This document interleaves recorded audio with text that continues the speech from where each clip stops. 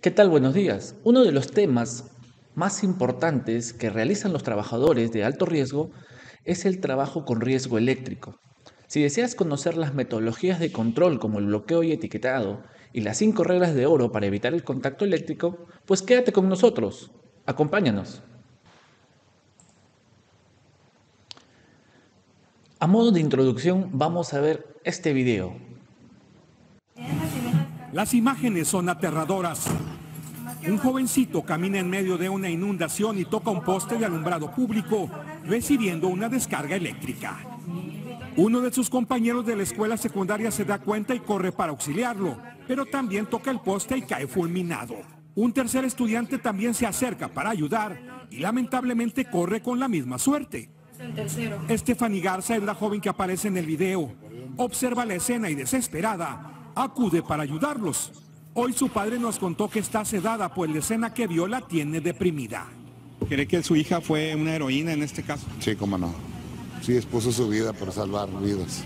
Todos ignoraban que en el poste había un cable suelto que generó las descargas. Sí, no, nadie sabía. Ella cuando se arrimó ya supo. Porque a 2-3 metros del poste daba toques. Ya no se acercó porque los niños ya se los trajo el agua para acá y ya los agarró fuera del poste. Al escuchar los gritos de auxilio de Stephanie, otra persona se acerca para tratar de ayudar a salvar los niños. Me gritaba desde allá, desesperado, y pues yo fui en mi carro a auxiliarlo, ¿verdad? En ese rato, en ese lapso, pues pasó la camioneta y fue de modo que lo pudimos trasladar a la Cruz Roja, ¿verdad? Los niños venían de la escuela cuando la tormenta los sorprendió en el camino. El pequeño Emilio Saúl, de 14 años de edad, quien fue el segundo en tocar el poste, murió en el lugar de un infarto. Sus compañeros están en el hospital en estado grave. Se acababan de bajar del autobús que los traía de la secundaria a su casa. La casa de mi nieto estaba a 2 cuadras. Luego del accidente, las autoridades finalmente decidieron reparar el poste. Sin embargo, ya era demasiado tarde. Familiares y vecinos dijeron que meses atrás ya habían reportado a la ciudad un desperfecto en este poste. Sin embargo, el alcalde de Apodaca, Óscar Cantú, declaró que el niño murió ahogado y no por la descarga, y que debido a la inundación nadie debería andar en la calle, lo que indignó a vecinos y familiares. Muy bien. ¿Se dieron cuenta del nivel de peligrosidad que tiene la corriente eléctrica? Simplemente con un leve contacto, el niño ya cayó prácticamente paralizado, ¿verdad? Cayó paralizado y justamente para su mala suerte cayó pues en una fosa de agua. Su compañero, ¿no? Su compañero de escuela, al ver que pues que se estaba ahogando, que se había caído, que estaba en el charco, pues intenta ayudarlo y sin querer coge nuevamente el poste metálico y otra vez vuelve a caer una segunda víctima al agua. Un tercer amiguito llega también a auxiliar a sus compañeros y lamentablemente sufre, ¿no? Padece la misma suerte. Toca el poste eléctrico, toca el poste metálico y vuelve a caer al agua. Entonces se dan cuenta el nivel de peligrosidad que tiene la corriente eléctrica simplemente con un contacto que no demoró ni más de 2 segundos o de 3 segundos, una persona ya puede caer en shock. Una persona puede caer en shock por el impacto eléctrico. Ahora, muchos de estos impactos también, o mucho de este nivel de riesgo, o muchas de las consecuencias, ¿no? Involucran también el nivel de resistencia que tienes con respecto al suelo. Pero en este caso, para su mala suerte, estaban sumergidos todos en agua, ¿verdad? Entonces, quiero que ustedes canalicen y se concienticen y se pongan a preguntar qué harían ustedes si es que se encuentran en ese caso, si es que llegan o ven a un trabajador que se cae desmayado a lo lejos y ustedes llegan e intentan ayudarlo. Lo tocarían de un momento a otro, sabiendo que quizás estaba haciendo trabajos eléctricos en un tablero, sabiendo que quizás estaba cerca a una subestación eléctrica, a un poste o a una zona energizada. Entonces, tomen conciencia primero, ¿no? Este video justamente es para que tomen conciencia y vean que cuando uno, ¿no? intenta ayudar a un compañero que está realizando riesgo eléctrico, lo primero que debe de hacer es evaluar la zona de trabajo antes de auxiliar. Esa evaluación no te va a tomar ni 5 segundos. Lo que debes de hacer es echar un vistazo 360 grados para ver lo que pasó. Oye, ¿por qué mi compañero se accidentó? ¿Por qué mi compañero cayó desmayado? ¿Por qué lo veo ahí tirado en el suelo? ¿No? Porque quizás en ese momento aún esté recibiendo descarga eléctrica. Al tú evaluar la zona de trabajo, te vas a dar cuenta, ah, mira, ha estado trabajando en este tablero, puede ser que esté energizado. Así que antes de auxiliarlo, pido, por favor, hagan un corte de energía, descarguen la corriente acá, ¿no? Y cuando ya haya descargada la energía, cuando ya no existe energía, recién tú procedes a auxiliar. No queremos más accidentados, ¿verdad? Ese es el problema de la corriente eléctrica. Nosotros muchas veces no podemos ver la corriente eléctrica, así que debemos de estar prevenidos. Para conocer un poco más de la corriente eléctrica, vamos a ver un poco de definiciones, ¿no? Obviamente, ¿cuál es la definición de la tensión eléctrica, ¿no? ¿Cuál es la definición de la tensión eléctrica? Es un agente físico presente en todo tipo de materia que bajo ciertas condiciones se manifiesta como una diferencia de potencial entre dos puntos. ¿Ya? Muy bien, ¿qué significa una diferencia de potencial? Significa que nosotros vamos a tener, por ejemplo, un potencial de 220 voltios en el conductor eléctrico y un potencial de 0 voltios cuando nosotros estemos pisando tierra. Entonces nosotros, al hacer contacto con un conductor eléctrico energizado, va a haber una diferencia de potencial, ¿no? 220 menos 0 voltios va a haber una diferencia de potencial. Y esa diferencia de potencial ya se va a reflejar en nuestro cuerpo. Nosotros vamos a ser como un conductor a tierra y es ahí donde se genera la tensión eléctrica, señores, en la diferencia de potencial.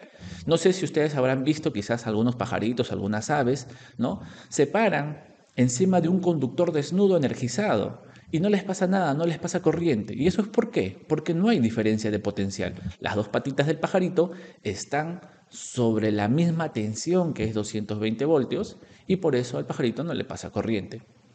En cambio nosotros, no, pues no, podemos tener una mano quizás en un conductor energizado y la otra en el suelo a 0 voltios. Y es ahí en donde se genera la tensión eléctrica. Otra definición importante también es el arco eléctrico. ¿Qué es el arco eléctrico? El arco eléctrico es la ruptura de la rigidez dieléctrica del aire, ¿no? Se genera una descarga eléctrica que se forma entre dos electrodos sometido a un diferencial de potencial. Ahora, ¿cómo es esto? ¿Por qué se genera este arco eléctrico que ven en imágenes? Pues obviamente, ¿no? Cuando estamos en apertura de seccionadores, ¿no? En una subestación energizada, pues la corriente eléctrica siempre va a querer mantener su estado inicial. ¿Y cuál es el estado inicial de la corriente eléctrica? Es pues pasar de un electrodo al otro electrodo, ¿no? De un seccionador. Ahora, ese es el estado inicial. Cuando se abren los electrodos, cuando se abren los seccionadores, ¿qué es lo que pasa? La corriente quiere seguir pasando y va a buscar, ¿no? Va a buscar algunos elementos que están en el aire para poder conducir, para poder transmitir corriente de un punto al otro punto del seccionador. Eso obviamente es por un tiempo determinado, ¿no? No es constante, hasta que se rompe la rigidez dieléctrica y pues ya se separan, se abren los seccionadores y quedan abiertos, ¿no? Queda desenergizado. Ahora, imagínense el nivel de peligrosidad, ¿no? Si es que algún operador estuviera transitando por debajo de estos seccionadores y se abre el seccionador, se generaría un arco eléctrico que a su vez buscaría al trabajador como un conductor y haría corto con él. Es por eso que muchos trabajadores que trabajan en alta tensión, ¿no? O estas subestaciones de alta tensión tienen un control remoto de apertura y de cierre de seccionadores, ¿verdad? Y cuando trabajan en baja tensión, pues utilizan una pértiga para poder distanciarse por lo menos unos 6 a 8 metros de la apertura y cierre de seccionadores. ¿Por qué? Porque siempre se van a generar estos arcos eléctricos. Muy bien. Ahora vamos a hablar de los tipos de electricidad. Tenemos la corriente continua y la corriente alterna. La corriente continua es aquella tensión o intensidad de corriente que no varía a lo largo del tiempo. ¿Qué significa que no varía a lo largo del tiempo? Que siempre vamos a tener una corriente constante, como las baterías, ¿no? Que tenemos baterías de 12 voltios, de 24 voltios, o las pilas, ¿no? De 1.5 voltios, de 9 voltios. Tienen una polaridad, por lo general, positivo y negativo, y se permanecen constante a lo largo del tiempo. En cambio, la corriente eléctrica es una intensidad, ¿no? Es una tensión e intensidad que varía de forma periódica a lo largo del tiempo. La corriente alterna tiene forma de onda sinusoidal, ¿verdad? Y varía pues de 0 a 220 voltios, menos 200 voltios, 0, 200 voltios positivos, 200 voltios negativos, pasando por 0 y así sucesivamente a lo largo del tiempo, ¿no? De una forma periódica. Esa es la corriente alterna. Y la corriente alterna es la que encontramos comúnmente en nuestros hogares, 220 voltios, ¿no? Energía doméstica. Muy bien. Ahora, con respecto a los niveles de tensión, tenemos muy baja tensión, que es hasta los 50 voltios de corriente continua, o valores eficaces entre fases en corriente alterna. También tenemos baja tensión, que corresponde a las tensiones por encima de los 50 voltios hasta los 1000 voltios, ¿no? Ese se corresponde a lo que es baja tensión, lo que tenemos en nuestros hogares, como les comenté, ¿verdad? 220 voltios. Ahora, también tenemos los niveles de tensión, media tensión, que va desde los 1000 voltios hasta los 30 kilovoltios o 30.000 voltios. Tenemos alta tensión desde los 30 kilovoltios hasta los 250 kilovoltios y muy alta tensión de 250 kilovoltios para arriba, ¿no? Actualmente en nuestro país, en el Perú, pues existen ya torres y líneas de transmisión de muy alta tensión, de 400 kilovoltios, ¿no? Obviamente a mayor voltaje, a mayor potencia de estas líneas de transmisión, pues va a ser mayor la altura de la torre. Muy bien. Ahora vamos a hablar algo del contacto directo. ¿Qué es contacto directo? Los tipos de contacto. Tenemos dos tipos, contacto directo y el contacto indirecto. ¿Ya? El contacto directo es el contacto de una persona directamente con partes activas, con partes energizadas, ¿no? Es natural que si tú pues vas a tener contacto con un conductor energizado, con un tablero eléctrico energizado, es posible que se genere un contacto eléctrico. ¿Por qué? Porque tú estás metiendo la mano prácticamente ahí. Sabes que ese equipo está energizado, sabes que ese tablero está energizado, sabes que ese conductor está energizado y metes la mano. Entonces se genera un contacto directo. Es el contacto de una persona directamente con las partes energizadas. ¿Ya? También tenemos el contacto indirecto y la causa más frecuente, obviamente, de las muertes por electrocución. ¿Qué cosa es el contacto indirecto? Es el contacto de personas con masas puestas, ¿no?, accidentalmente en tensión. Por ejemplo, ¿no?, cogemos la carcasa a veces, ¿no?, de nuestra laptop y sentimos un pequeño cosquilleo, ¿no?, que nos pasa corriente. ¿Y eso por qué se genera? Porque la masa, la carcasa de la laptop no está correctamente aterrada. Y si no está correctamente aterrada, va a buscar, ¿no?, cualquier conductor, cualquier medio para poder dirigirse a tierra. Y nosotros somos ese medio, así que vamos a sentir ese cosquilleo. O quizás una máquina de soldar, ¿no? La carcasa de una máquina de soldar. Se supone que la carcasa no debe de pasar corriente, pero quizás por falta de mantenimiento, por falta de cuidado, hubo una mala conexión a tierra, ¿verdad? Y la carcasa empezó a pasar corriente. Tú inesperadamente coges la carcasa porque piensas que no hay corriente y te pasa corriente. Entonces ese es un contacto indirecto, es el contacto de las personas con materiales, ¿no?, con objetos que supuestamente no deberían pasar corriente, pero te pasan corriente. Para eso vamos a ver este pequeño ejemplo.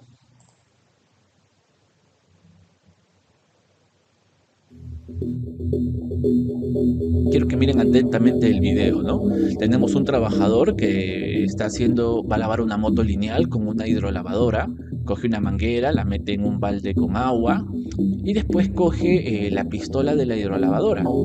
Pero en ese momento, ¿qué pasó? Se quedó pegado. Miren, el trabajador no puede sacar la mano de la hidrolavadora. Se quedó absolutamente pegado la manguera de la hidrolavadora. ¿Y por qué? La manguera es plástico, ¿verdad? El mango de la hidrolavadora también es de plástico. A ver, ¿qué está pasando acá? ¿Por qué se quedó pegado? Seguramente la hidrolavadora o la conexión eléctrica de la hidrolavadora no tenía ninguna puesta a tierra o ninguna instalación segura. Miren, no está en un tomacorriente sobrecargado. Aparte le pusieron un pico metálico, parece de aluminio, a la hidrolavadora. Y eso fue lo que generó que al pasar el agua por la manguera de la hidrolavadora, en un contacto indirecto, el trabajador se haya quedado pegado, ¿no? Se haya quedado pegado, ¿verdad? Se dieron cuenta cómo el trabajador no podía sacar la mano del pico de la hidrolavadora, de la parte metálica. Eso fue un contacto indirecto, porque nadie se esperaba que por el pico de la hidrolavadora iba a pasar corriente y al momento de tocarlo se quedó pegado.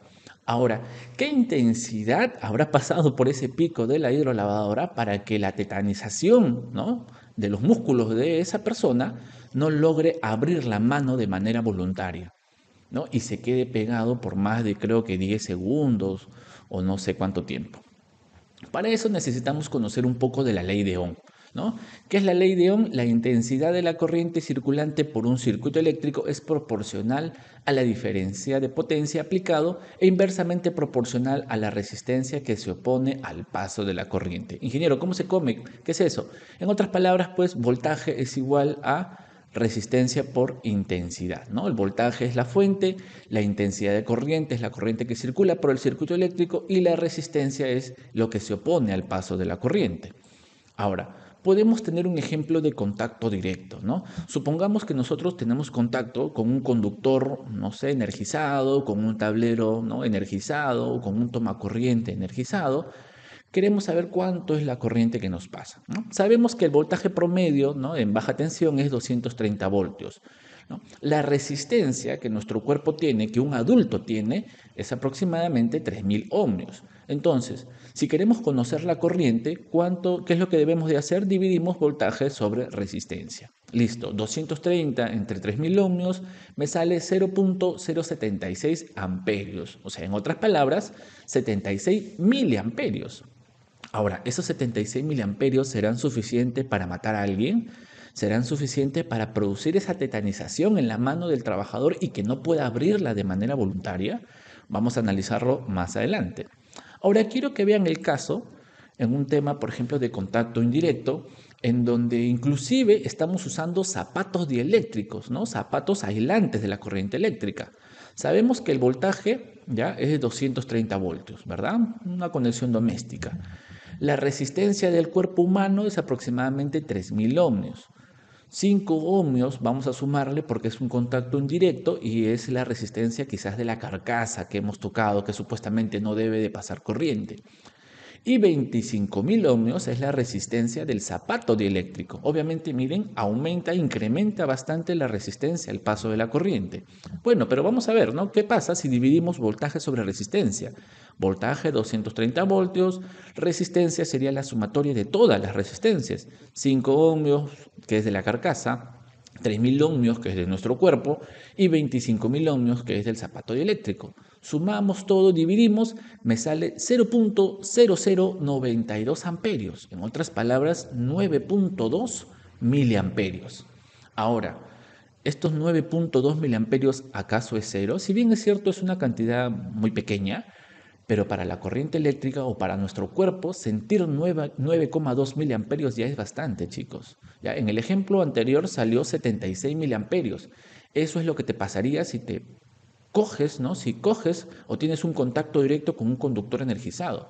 Y si tienes un zapato dieléctrico, puede ser que reduzca así la intensidad de corriente a 9,2, o sea, de 76 miliamperios a 9,2 miliamperios, pero aún así te sigue pasando corriente. Ahora, este cálculo lo hemos hecho para 230 voltios. ¿Qué pasa si hubiera sido no 230 voltios, baja tensión, sino hubiera sido 30 kilovoltios? O quizás 250 kilovoltios, ¿no?, que es alta tensión. Obviamente,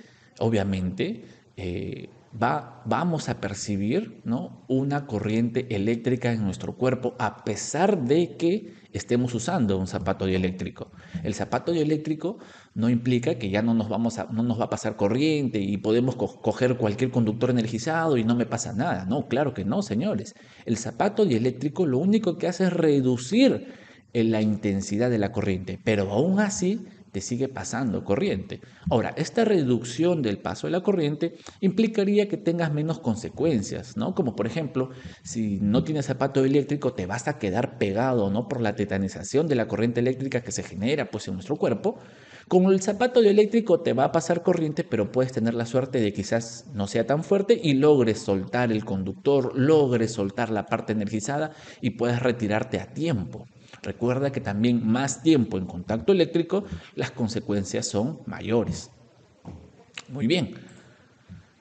Entonces, ¿cuáles son los efectos de la corriente sobre el cuerpo humano, ¿no? Primero tenemos, ¿no?, dentro de todos estos, el primer efecto es la fibrilación ventricular, ¿no? Perdón, el primer efecto, ¿no? El primer efecto que tenemos es la tetanización. ¿Ya? ¿Qué es la tetanización? ¿No? Yo estoy hablando hace rato de tetanización. La tetanización es el movimiento incontrolado de los músculos.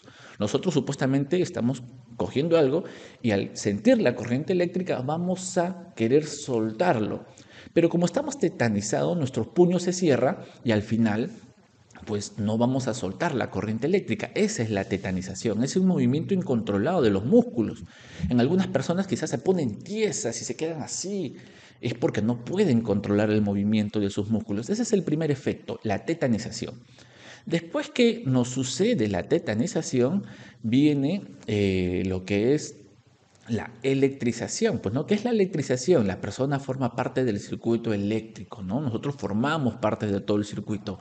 El circuito eléctrico normal, pues es el circuito de conductor o el que está en tu casa, que está formado por todas las luminarias, los focos, el televisor, la refrigeradora, todos ellos forman parte del circuito eléctrico.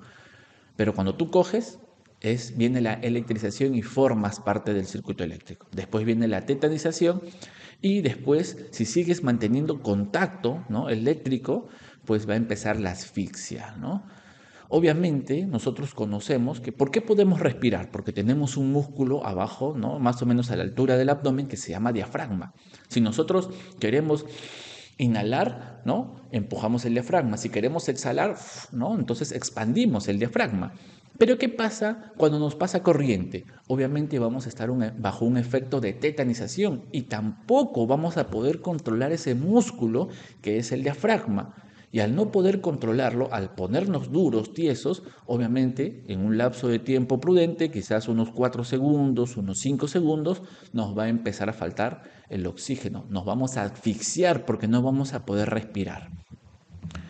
Si seguimos en contacto eléctrico, viene la fibrilación ventricular, ¿no?, que ya es el movimiento arrítmico del corazón. Obviamente ese sacudón va a hacer que la frecuencia de nuestro corazón empiece a cambiar y eso pueda generar una fibrilación ventricular. Y por último, el efecto que tenemos, que es la electrocución, ¿no? ¿Qué cosa es la electrocución? Ya es el fallecimiento debido a la corriente eléctrica. Muy bien. Obviamente estos efectos también van a tener una mayor relevancia dependiendo de las siguientes características, ¿no? Como por ejemplo son la intensidad de corriente, ¿no? Hace rato vimos que si cogemos un conductor sin aislante, puede ser que nos pase hasta 76 miliamperios. Y si tenemos un zapato dieléctrico, 9,2 miliamperios. Entonces, obviamente, 76 miliamperios va a generar más daño que 9,2 miliamperios, ¿verdad? También tenemos otro factor que puede afectar en las consecuencias, es el tiempo que tenemos contacto con la corriente eléctrica. Una cosa es tener contacto y poder soltar rápidamente la corriente eléctrica, y otra cosa es que tengamos contacto y nos quedemos pegados ahí en la corriente eléctrica y no podamos soltarlo hasta después de 10 segundos, 15 segundos, 20 segundos, quién sabe, ¿no? Entonces, obviamente, a mayor tiempo en contacto con la energía, vamos a tener más daño. Otro aspecto también es la resistencia del cuerpo. Yo les dije que en promedio la persona adulta tiene una resistencia de 3000 ohmios, pero puede ser pues que una persona un poquito más gruesa, una persona un poco más alta tenga una mayor resistencia. Lo mismo pasará si es una persona delgada o una persona de baja estatura, va a tener una menor resistencia. A menor resistencia pasa más corriente, a mayor resistencia menos corriente y por ende menos efecto, menos daño.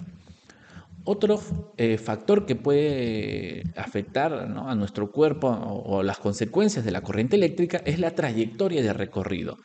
Siempre la corriente eléctrica va a tener un punto de entrada y un punto de salida, ¿ya? Entonces el punto de entrada por lo general es nuestra mano porque involuntariamente cogemos algo energizado, y el punto de salida puede ser nuestro pie, ¿no? Prácticamente la corriente recorrería todo nuestro cuerpo, desde la mano, pasa por nuestro tronco, ¿no?, nuestro estómago, las piernas y sale por el pie. Pero en otras ocasiones puede ser que la corriente eléctrica pase de una mano y salga por la otra mano, dependiendo. Ahora, obviamente, a mayor trayectoria en nuestro cuerpo humano, la corriente eléctrica va a generar mayor daño, ¿ya? Otros factores puede ser también la frecuencia de la corriente y las condiciones fisiológicas, perdón, de la persona, ¿ya? La frecuencia a la cual maneja nuestro Perú, ¿no? La energía eléctrica es de 60 Hz. Es una frecuencia razonablemente segura, ¿no? No tan segura como otros países, pero sí es medianamente segura, ¿no? Ahora, si estamos sometidos a una corriente con mucha mayor frecuencia, obviamente va a ser más peligroso. Y las condiciones fisiológicas puede ser que la persona que haya recibido la descarga eléctrica ya tenga quizás un problema cardíaco, un problema respiratorio. Entonces, obviamente, las consecuencias van a ser mayores con esa persona que tiene algún tipo de enfermedad, pues, ¿no? Muy bien. Ahora justamente quiero acá que presten bastante atención, ¿no? Porque esto más o menos es el efecto de la corriente eléctrica dependiendo de la intensidad. Nosotros vimos que cuando usamos zapatos dieléctricos posiblemente nos esté pasando 9,2 miliamperios. ¿Y cuánto es 9,2 miliamperios? Por ejemplo, miren, de 0 a 0,5 miliamperios no se observa ninguna sensación, ningún efecto en la corriente eléctrica. Pero de 0,5 a 10 miliamperios ya vienen los calambres, ¿no? Los movimientos y reflejos musculares, o sea, la tembladera. El umbral, miren chicos, el umbral de no soltar el conductor se sitúa a 10 miliamperios. Ajá, 10 miliamperios. O sea, si te pasa más de 10 miliamperios, te vas a quedar pegado. Si es menos de 10, puedes soltar todavía y sacar la mano, ¿no? Por eso les digo, el zapato dieléctrico no protege de evitarte el paso de la corriente. Igual te va a pasar, pero te va a pasar en menor intensidad. Te va a pasar quizás en 9,2 miliamperios. ¿Ya? Pero 9,2 miliamperios permite, te asegura de que sueltes el conductor energizado y puedas salvarte, ¿no? Ahora, de 10 a 25 miliamperios, obviamente te vas a quedar pegado, van a haber contracciones musculares, el agorrapamiento de los brazos y las piernas con dificultad de soltar los objetos, ya les dije, se van a quedar pegados, se van a quedar tiesos en las manos y en las piernas, y el aumento de la presión arterial y dificultad para respirar. De 25 a 40 miliamperios hay una fuerte tetanización, o sea, te vas a poner más duro, ahí ya empiezan las irregularidades cardíacas, las quemaduras y la asfixia a partir de 4 segundos del contacto eléctrico. De 40 a 100 miliamperios, todos los efectos anteriores, o sea, las irregularidades cardíacas, la tetanización y las quemaduras son con mayor gravedad, ¿ya? Empiezan las arritmias cardíacas. 1 amperio, señores, 1 amperio ya es un paro cardíaco y las quemaduras son muy graves, de tercer grado obviamente, y sobre todo quizás en la mayor parte de tu cuerpo. Hay un alto riesgo de muerte. Miren, recién, más o menos en promedio 1 amperio, ya recién hay un alto riesgo de muerte. De 1 a 5 amperios, pues peor, ¿no? Te mueres más rapidito, hay una probabilidad elevada de muerte, ¿no? ¿No? Entonces, esto es lo que refleja, ¿no?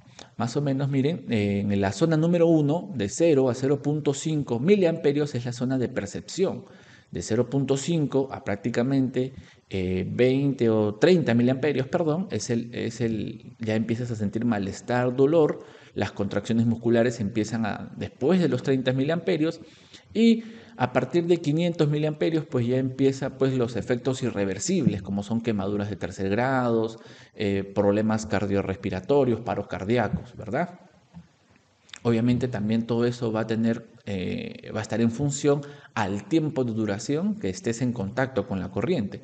Puede ser que, por ejemplo, miren, en 30 miliamperios, ya en 30 miliamperios, pero simplemente acá tenemos la escala, la axis Y, ¿no? Son en milisegundos, entonces miren, 30 miliamperios con 50 milisegundos de tiempo, o sea, medio segundo prácticamente, que genera simplemente un malestar dolor. Pero 30 miliamperios con ya un segundo ya estamos en la zona 3 y ya empiezan las contracciones musculares. Ajá. Y si nos seguimos pegando, ¿no? Pues ya podemos llevar a la zona número 4, ¿no? Si permanecemos más tiempo en contacto con la energía eléctrica, podemos pasar a la zona número 4. Muy bien. Quiero que veamos este videíto, ¿no? Porque justamente yo les comentaba de los efectos de la corriente. Y bueno, fuera que quizás no, nosotros estemos asegurados, ¿verdad? Y que quizás nuestra muerte genere, pues quizás mucho dolor en nuestros familiares, pero por lo menos un regocijo de algún seguro, ¿no? Para mantener a tus hijos y todo lo demás. Pero ¿qué hubiera pasado si no te mueres? ¿no? Si quedas con todos los efectos irreversibles del paso de la corriente eléctrica. Quiero que vean atentamente este video, por favor. Desde muy joven, su sueño era formar una familia, para poder darle el cariño y las atenciones que nunca tuvo y que tanto anheló. Hace 10 años encontró la mujer perfecta para formar su proyecto de vida. Y tras 6 años de convivencia, la pareja recibió una gran noticia. Serían los orgullosos padres de un bebé. Por eso decidieron mudarse a Querétaro, donde encontró trabajo en la construcción. Pero de un día para otro, su vida dio un giro inesperado y cambió para siempre. Hola, soy Adán, tengo 25 años y tengo muchas ganas de vivir, de salir adelante. Es el conmovedor anhelo de un joven que en la más absoluta soledad ha visto disiparse uno a uno todos sus sueños.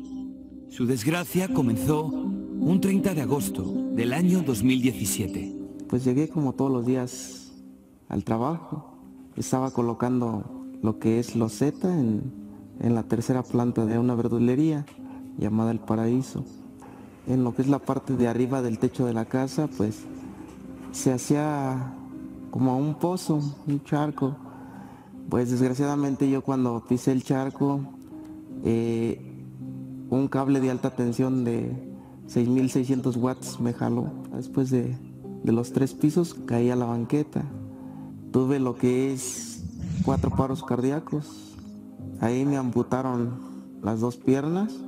Me quedé prácticamente pues sin nada de piel. Después vendrían largas jornadas en hospitales y más de 30 intervenciones quirúrgicas. Primero para salvarle la vida y después para reconstruir su cuerpo quemado en más del 90%. Pero Adán enfrentó esa dura batalla sin ayuda económica de nadie y solo movido por el amor a su mujer y a su hijo. Aparte de que no me apoya nadie, pues debo sumas grandes en los hospitales que he estado y pues afortunadamente no tengo apoyo alguno. ¿Qué ha cambiado en tu vida después del accidente, Adán? El querer yo darle un futuro bonito a mi hijo, a mi esposa, trabajar para sacarlos adelante y desafortunadamente me ocurrió esto y pues ahora es algo complicado. O sea, no quiero que mi hijo pase por todo lo que yo he pasado. Y es que desde su infancia, la vida de Adán ha estado marcada por el sufrimiento, el dolor y el sacrificio. Siempre había sido trabajador. Sufrí desde niño, juntaba verdura de la basura porque pues me quedé sin mi papito chulo desde pequeño. ¿Y tu madre? Mi madre después cuando yo cumplí 13 años, desafortunadamente mi madre falleció. Pero la de sus padres no es la única ausencia a la que este joven ha tenido que enfrentarse. Hace pocos días su mujer decidió marcharse, llevándose así el único motor impulsor que tenía su vida, su hijo. Hace 15 días se fueron, desafortunadamente se fueron. No pierdo las esperanzas de que vuelvan porque pues ya teníamos una historia juntos. Yo quiero terminar esta historia con ella porque pues la amo con toda el alma y al igual a mi hijo. Son mi fortaleza para yo continuar en esta historia que estoy emprendiendo. Y así, solo y sin ayuda, este joven se levanta cada día con ganas de cambiar su realidad. En las mañanas me levanto, le pido mucho a la Virgencita que pues pronto tenga mi rostro para poder buscar a mi hijo y decirle: hijo, te amo y tengo ganas de recuperar tiempo perdido porque tengo ganas de luchar por ti. Cuando me siento frustrado, enojado, pues me desahogo haciendo casitas de maderita con silicón. También si me siento triste, desesperado, pues me pongo a hacer oración y me pongo a hacer pesas. Me aviento 4,000 pesas diarias, me pongo a hacer lagartijas. ¿Qué le dirías a una persona, Adán, que te está viendo en este momento y que te puede ayudar? Échenme la mano para yo poder construir este sueño que tengo. Tengo muchas ganas de seguir adelante, de de demostrarle pues al mundo que sí se puede, que pues que no se dejen caer, que todo es posible. Quiero, cuando ya esté bien, ayudar a otras personas, motivándolas. Es una situación muy fuerte lo que estoy pasando, pero nada es imposible. Y ante nuestras cámaras, y con el corazón en su mano, Adán le manda un sincero y emotivo mensaje a su mujer. Pues bueno, chaparrita hermosa, donde quiera que estés, pues quería pedirte que, pues que si te quieras casar conmigo, de verdad que te amo mucho, mi Ceci. Tú sabes cuánto me importas. Tú sabes lo mucho que hemos luchado, mi amor, para llegar hasta donde estamos, y pues no se me hace justo que, pues que de un momento a otro todo se vaya por un tubo, ¿no?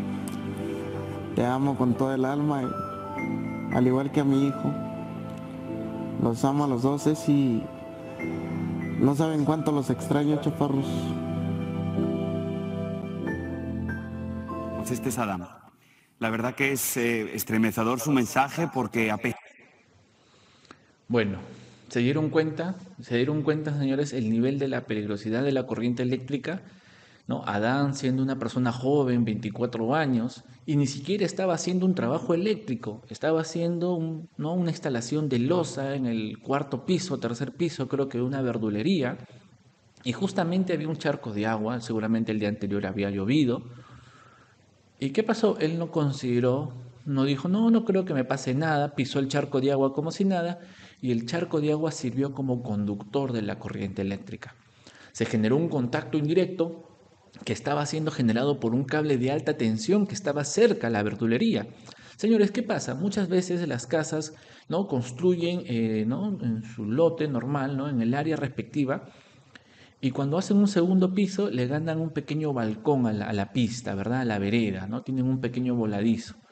Y después suben un tercer piso y le ganan un poquito más. ¿Por qué? Porque quieren ganar más área, aunque sea ¿no? unos cuantos, un medio metro hacia adelante. Y eso hace que te vayas acercando a las líneas de transmisión que están ¿no? en la vía pública. Obviamente existen distancias de seguridad las cuales se deben de respetar, pero que muchos pobladores no conocen. Y en su ignorancia lo que hacen es querer ganar un poco de terreno acercándose más a la pista sin darse cuenta que también se están acercando a los conductores de corriente eléctrica.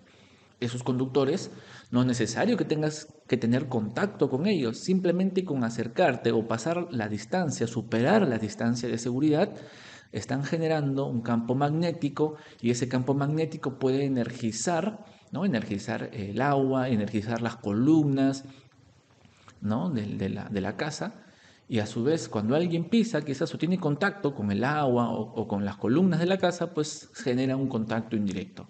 Eso es lo que le pasó a Adán. Adán pisó un charco de agua, ni siquiera estaba haciendo un trabajo eléctrico, estaba haciendo un trabajo de construcción civil, y en su mala suerte eso hizo que sirviera como un imán prácticamente, ¿no? El campo eléctrico, electromagnético hizo que lo impulsara hacia el conductor energizado pues lo achicharró, le pasó corriente y después ¡pum! Cayó 3 pisos hacia abajo. Adán no murió. Milagrosamente Adán no murió. Los doctores le salvaron la vida, le amputaron las piernas, quemaduras en el 90% de su cuerpo, perdió prácticamente toda su piel, el ojo, la nariz, las orejas, perdió todo y aún así sigue con vida. Su esposa, al ver eso, quizás siendo de una familia humilde, ¿verdad? Siendo de una familia humilde, su esposa tiene ahora que hacerse cargo no solamente de su hijo, sino también de un hombre, ¿no? de un esposo que pues sufrió esa tragedia. O sea, se vuelve una carga, te vuelves una carga para tu familia. Obviamente quizás la mujer, no sé, pensando más en el futuro de su hijo, decidió abandonar a Adán y decidió llevarse a su hijo a quizás empezar una nueva vida y dejarlo a Adán a su suerte. A veces pasa, señores, esa es la realidad. Y no queremos quizás poner a prueba el amor de nuestras parejas, pero evitemos, ¿no? Controlemos, evaluemos el nivel de riesgo, evaluemos nuestras actividades, todo lo que puede generar riesgo en nuestro entorno y apliquemos controles, señores, porque la seguridad, sobre todo tu seguridad, es primero. A pesar de todo,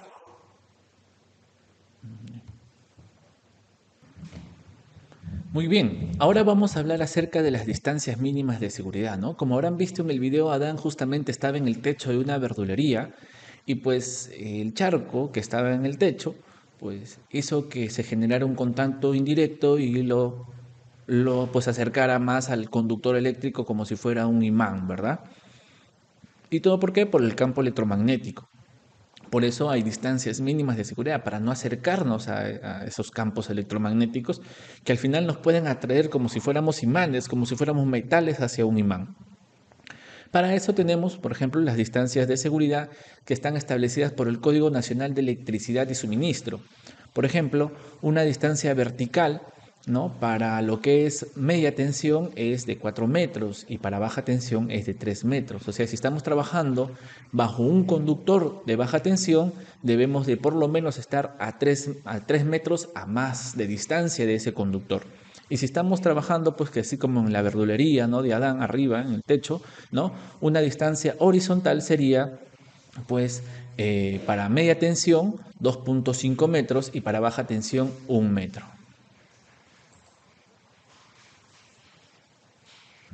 Muy bien, ya conocimos acerca de la peligrosidad, ¿verdad? Del contacto eléctrico, el contacto indirecto, el contacto directo, los niveles de amperaje que pueden generar ciertos efectos en nuestro cuerpo, el nivel de peligrosidad. Ahora vamos a conocer cómo controlar el riesgo eléctrico. Muy bien, como sabemos, absolutamente todo, todos los peligros, ¿no? Y todos los riesgos se pueden controlar con la jerarquía de los controles. ¿Ya? Tenemos en primera instancia el control de la eliminación, el control de la sustitución, después el control de la ingeniería, controles administrativos y por último, y de manera complementaria, el EPP. ¿Ok? Entonces, en algunos casos se va a poder ejecutar algún control como por ejemplo eliminación o controles de ingeniería, pero para el caso de la corriente eléctrica no podemos aplicar sustitución. ¿Por qué? Porque no podemos sustituir una corriente eléctrica por otra corriente. Igual va a pasar corriente, ¿verdad? Entonces, para el control de la eliminación, ¿qué podemos proponer? Por ejemplo, si ese conductor está energizado, hay que eliminar el peligro, ¿verdad? Que es la energía eléctrica. Así que vamos a desconectar la instalación, o sea, vamos a bajar la palanca, como quien dice, vamos a bajar la cuchilla. Ahora, puede ser que al momento de que yo ¿no? baje la cuchilla e intente cambiar el foco de mi casa, por ejemplo, o un tomacorriente de mi casa, pues puede estar trabajando normal. ¿Y qué tal si mi hijo o alguien no quiere ver televisión y dice, oye, ¿qué pasó? ¿Por qué no hay luz? Y va al tablero general y sube la cuchilla sin previo aviso, ¿no? Mientras yo estoy trabajando. ¿Qué pasaría? Obviamente me pasaría corriente. Así que si bajamos la cuchilla debemos de avisar en la casa, ¿verdad? A todo el mundo. Oiga, por si acaso voy a cambiar el tomacorriente, así que por favor nadie me suba la corriente mientras yo esté trabajando. Avisas a todo el mundo. ¿Para qué? Para prevenir un posible retorno. Ahora, si nos encontramos en el centro de trabajo, no vamos a avisarle a todo el mundo, oye, voy a bajar la cuchilla o voy a bajar la corriente, ¿verdad? ¿Qué es lo que vamos a hacer? Pues vamos a prevenir el posible retorno con un bloqueo, ¿no? Ahí viene lo que llama poner el candado, el bloqueo y el etiquetado. Ya, señores, entonces, primer paso, eliminamos el peligro, eliminamos la corriente. ¿Cómo? Desconectamos la instalación, bajamos la cuchilla. Segundo paso, prevenimos un posible retorno, como colocando el candado, ¿no? El candado de bloqueo. Paso número 3, viene controlar la ausencia de tensión. Si bien es cierto, al bajar la cuchilla, ¿no? Se supone que ya no debe de estar energizado nuestro circuito eléctrico, pero muchas veces se almacenan dentro del circuito eléctrico en tipo condensadores, se almacenan pues corrientes. Ahora, cuando nosotros tocamos esa corriente, ese circuito eléctrico, pensamos que no nos va a pasar corriente, pero sí nos pasa. ¿Y por qué? Porque quedan corrientes residuales, ¿no? Almacenadas en los diferentes elementos del circuito eléctrico. Así que para verificar eso, pues primero vamos a controlar la ausencia de tensión. ¿Cómo lo vamos a hacer? Con un revelador de tensión, con un multitester para ver si ya no hay energía eléctrica en nuestro circuito y después vamos a defogar las energías residuales con una puesta a tierra temporal. Obviamente vamos a cortocircuitar a tierra, ¿no? Vamos a poner una puesta a tierra temporal. Paso número 5, hay que señalizar y delimitar. No queremos que nadie se nos acerque en un momento del trabajo, ¿no? Vamos a señalizar, ¿no? Riesgo eléctrico, por favor, personal, hombres trabajando, señalizamos. Y por último, complementamos todo eso con el uso correcto de EPPs, ¿no? Para trabajos eléctricos tenemos los zapatos dieléctricos, tenemos los guantes dieléctricos, careta facial, uniforme, trajes ignífugos, ¿no? Tenemos diferentes tipos de EPP. Estos primeros 5 pasos le llamamos reglas de oro, ¿no? Para evitar el contacto eléctrico. Desconectar la instalación, ¿verdad? O sea, desenergizar. Después vamos a bloquear con nuestro candado de bloqueo. Paso número 3, vamos a controlar la ausencia de tensión con un revelador de tensión. Vamos a poner a tierra el circuito para liberar las corrientes acumuladas. Y por último, vamos a señalizar. Esas son nuestras 5 reglas de oro. Muy bien, ¿cuándo debo de ejecutar un bloqueo? Al realizar tareas de reparación o mantenimiento o al liberar un atascamiento de un equipo, sí existen energías peligrosas. ¿Cuáles son esas energías peligrosas? La energía eléctrica, energía mecánica, la energía hidráulica y la energía neumática, ¿no? Son las 4 energías peligrosas. O sea, si existen ese tipo de energías, siempre tienes que aplicar tu bloqueo. Ahora, ¿cuándo debemos también aplicar un bloqueo? Cuando puede ocurrir una puesta en marcha inesperada, ¿no? Supuestamente estamos trabajando en un poste y de la nada suben la corriente. Oye, puede ser que esto se energice de un momento a otro, así que hay que aplicar bloqueo. O estamos haciendo mantenimiento a una máquina, de un momento a otro esto puede empezar a funcionar, así que bloqueo. Y también vamos a aplicar bloqueo en cualquiera de las situaciones en donde el trabajador pueda resultar lesionado, ¿ya? Entonces, en esas 3 condiciones vamos a aplicar nuestro bloqueo. Ahora, paso número 1, ¿no? Hay que desconectar la instalación. Para poder desconectar la instalación debemos de conocer un diagrama unifilar, un diagrama eléctrico de las instalaciones en donde vamos a operar. Si queremos, por ejemplo, desconectar o bloquear este medidor, entonces debemos de mirar aguas arriba siempre y aguas abajo. Aguas arriba tengo el fusible, ¿no? Hay un fusible trifásico con una línea tierra y también más arriba hay un fusible general, ¿no? Que es esta caja de toma. Entonces, si bloqueo en la caja de toma, obviamente se me van a desenergizar todos los medidores, ¿no? Este M es un medidor. Y si solamente queremos trabajar en esta terna de medidores, pues bloqueamos el fusible superior, ¿no? Que es agua hacia arriba. Ahora, aguas abajo también tenemos, ¿no? Un seccionador que puede ser abierto, ¿no? Así que para evitar retorno, ¿verdad? Retorno de energía al momento de desenergizar, también podemos abrir ese seccionador. Entonces bloqueamos aguas arriba y también verificamos la apertura de un seccionador aguas abajo. Y una vez que ya tengo pues identificado dónde bloquear, vamos a prevenir el posible retorno. ¿Cómo lo vamos a hacer? Con el candado de bloqueo, ¿no? Nosotros tenemos 2 tipos de bloqueos, un bloqueo individual y un bloqueo grupal. El bloqueo individual se genera únicamente con tu candado y con tu etiqueta, ¿no? Como ven ahí hay una pequeña etiqueta en donde por lo general debe estar tu foto, debe estar tu nombre, debe estar la fecha en la cual realizaste la inducción de riesgo eléctrico, tu número celular y a la empresa a la que perteneces. ¿Para qué todos esos datos? Muchas veces los trabajadores realizan bloqueos y no ponen la tarjeta en la etiqueta todos esos datos.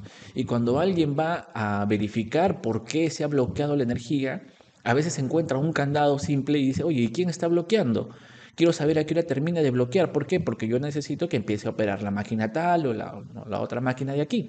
Entonces necesito, pero no hay nadie como comunicar a esta persona que ha bloqueado. Entonces empiezan a llamar, empiezan a perder tiempo. Eso no pasaría siempre y cuando tú hayas colocado tu etiqueta, ¿no? Si tú has colocado tu etiqueta, sale tu nombre, sale la fecha en donde recibiste la inducción de riesgo eléctrico, sale tu número celular, así que te pueden llamar. Oye, fulano, mira, ¿saben qué? He visto que has bloqueado la celda tal del tablero tal. Por favor, dime a qué hora vas a terminar porque necesito volver a energizar. Ah, sí, ya, en 15 minutos acá. Ah, ya, listo, genial, te espero entonces, por favor, ¿no? Pum, pum, pum, toma las medidas de seguridad necesarias. Listo, genial. Entonces ya hay una comunicación. Es por eso que siempre debe de ir tu candado con tu etiqueta.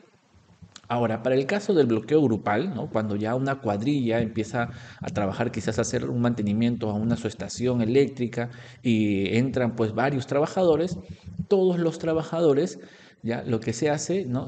Lo que hace el capataz o el líder de grupo es bloquear el tablero, ¿no? Bloquea el tablero con su candado individual, ¿ya? Y esa llavecita que abre el candado la mete dentro de esta lonchera roja, la mete dentro. Y todos los trabajadores bloquean la lonchera roja. De esa manera el capataz no va a poder abrir su candado siempre y cuando todos sus trabajadores no hayan abierto la lonchera roja, ¿verdad? Ese es el bloqueo grupal. Muy bien. Paso número 3, controlar la ausencia de energía, ¿no? Para eso hay que verificar que el bloqueo se haya hecho con el seccionador correcto y la celda correcta. Obviamente puede ser que a veces dicen, ya bajé la cuchilla, ya bloqueé. Y tú confiado vas y empiezas y metes la mano al tablero, ¿no? O al equipo o la maquinaria que necesita hacerse mantenimiento. Porque ya te dijeron que habían bloqueado. Oye, pero ¿qué pasa si bloquearon en la celda equivocada? O bloquearon en el tablero equivocado. O el seccionador equivocado. Por si acaso voy a verificar, ¿no? Cojo un multitester, cojo un revelador de tensión y lo acerco, ¿no? Para ver si todavía hay energía. Oye, todavía hay. Entonces, ¿qué ha pasado? Seguramente han bloqueado o han desconectado la celda equivocada. Entonces hay que controlar la ausencia de tensión. Si hay ausencia de tensión, listo. Entonces procedo a colocar mi puesta a tierra temporal, pues, ¿no? Mi puesta a tierra temporal. Que en el caso de líneas eléctricas, como por ejemplo postes, ¿no? Líneas de transmisión, se hace siempre agua hacia arriba y agua hacia abajo, ¿no? Para evitar el retorno de la corriente eléctrica. Siempre se coloca dos puesta a tierras, ¿ya? Dos puesta a tierras. En el caso de tableros de baja tensión o tableros de control que maneja 24 voltios, 12 voltios, muchas veces se utiliza esta pulsera a tierra, ¿no? Como ven en la imagen, una pulsera a tierra. Esa pulsera a tierra hace que si en algún momento te pasa corriente por la mano, directamente de la muñeca, ¡pum!, se va a tierra y así no pasa la corriente por tu cuerpo. Es una corriente baja, obviamente, ¿no? Estamos hablando de tableros de control de 24 o de 12 voltios. Listo. Y por último, vamos a proceder con la señalización. Hay que considerar siempre un perímetro de 1,5 metros a la redonda, ¿ya? Muy bien. Como recomendación, siempre hay que verificar antes de retirarse de las instalaciones donde has realizado mantenimiento o algún trabajo eléctrico, ¿no? Que no se quede ningún trabajador. Ya sabemos, todo el mundo va a retirar su candado cuando ya se retira de la instalación para poder volver a energizar. Y también es recomendable verificar las herramientas, ¿no? Tú fuiste con una llave Stilson, con un destornillador y con una llave Ratchet, y cuando sales de la instalación tienes que regresar con las mismas herramientas. ¿Qué tal si te olvidaste una llave dentro del tablero y cuando lo energizan todo eso vuela? Entonces siempre es bueno no solamente revisar que todas las personas ya se hayan retirado de la instalación eléctrica, sino también revisar las herramientas que llevaste. Las mismas herramientas tienen que regresar. No solamente herramientas, sino a veces también utilizan trapos para limpiar aisladores. ¿Qué pasa si dejas un trapo dentro del aislador, dentro del seccionador, dentro del transformador? Al momento de energizar eso va a reventar, va a ser cortocircuito. Entonces siempre revisa todo antes de retirarte. Vamos a ver cómo se hace una inspección de guantes eléctricos y también una verificación de corriente eléctrica con un revelador de tensión. Miren. Lo que hace esta trabajadora, coge el revelador de tensión, ¿ya? Y lo instala en esa pértiga. Esa pértiga parece una pértiga de 3 cuerpos, pero solamente va a aperturar un cuerpo, ¿ya? Lo coloca en el extremo y lo acerca hacia la zona energizada. Se supone que si suena es que está energizado, si no suena es que no hay energía, ¿no? Previamente está usando un traje de protección, ya que recuerden, puede ser que exista un arco eléctrico al momento de acercar el revelador de tensión. Entonces, para evitar ese arco, evitar quemaduras, evitar contacto eléctrico, usa un traje ignífugo. Ese traje ignífugo incluye una careta facial, incluye ese traje azul que ven que es un traje antiquemaduras y también guantes dieléctricos. ¿Cómo revisa los guantes eléctricos? Mira, al momento de revisar los guantes eléctricos lo infla como si fuera un globito. Y si sale aire es porque tiene hueco, ¿no? Si el guante tiene hueco, no se usa. Ahí está acercándose hacia la fuente generadora, está revelando que hay corriente, ¿verdad? Entonces, ¿verdad? Ahora, ese revelado, como ven ahí, tiene que mantenerse siempre una distancia. No te vas a acercar con tu mano y con el revelador de tensión a acercarse hacia la fuente eléctrica. Tienes que alejarte. Y se usa ese instrumento que se llama pértiga para mantener la distancia. Listo. Con respecto a los equipos de protección personal, tenemos los cascos clase tipo G, que son un casco general, ¿ya? Los cascos normales, los generales, ya ofrecen una protección de hasta 2220 voltios. O sea, son probados con 2220 voltios a fase a tierra, ¿ya? Esto, por si acaso, no quiere decir que te va a proteger de 2220 voltios, no, ¿no? Son probados, sí, pero no significa que te sirvan para protegerte, te van a proteger mucho menos. Para eso sí tenemos los cascos eléctricos, los clase E. Esos son probados con hasta 20.000 voltios, ¿ya? Y obviamente te van a proteger, pues, un factor menor a 20.000 voltios. Tenemos el casco clase C, que es un casco conductor. Ahí sí no te ofrece ninguna protección eléctrica. Lo que hace este casco clase C es justamente permitir el paso de la corriente cuando hacen trabajos en caliente. Tenemos los botines dieléctricos de media, baja y alta tensión, los cuales se diferencian por el tipo de suela que manejan, ¿no? Hay una suela color beige, ¿no? Muy diferente a las suelas que utilizan los zapatos punta de acero, ¿ya? Son franjas de color beige, los cuales van a evidenciar el aislamiento en el zapato dieléctrico.